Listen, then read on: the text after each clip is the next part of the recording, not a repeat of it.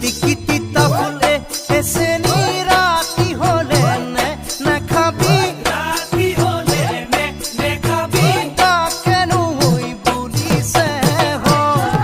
এ যৌবন থাকে মানে